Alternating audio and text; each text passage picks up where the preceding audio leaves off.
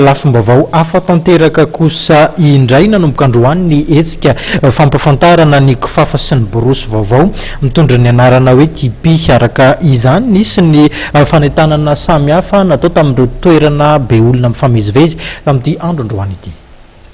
Fitaovana iray fampiasa isan'andro eo amin'ny fanadiovana ny trano, ny kifafa sy ny borosy.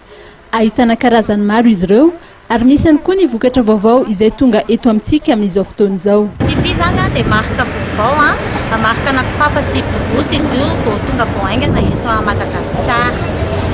TP kifafa sy borosy, kifafa afaka hanadiovana ao an-trano dia afaka hanadiovana ety an-dalana dia ny an-dalambe ihany koa. Ny mampiavaka anazy io zany dia kifafa sy borosy matanjaka, maharitra ary indrindrindrindra koa miaro amin'ny tontolo iainana mba ahafahantsika zany miady amin'ilay olona hoe manongotra bozaka ahafahana manao kifafa. Dia izy koa zany tena maharitra sady matanjaka. Efa misy izy izao ankehitriny any amin'ny shop-liantso rehetra. Afaka hitanareo koa izy ireny any amin'ny Sodima dia eny amin'ny tsena maromaro eny Tsaralalàna. Efa misy manerana Madagasikara koa zany TP amin'izao fotoana izao, ohatra ny Tamatavy, Majunga, Antsirabe, Fianarantsoa.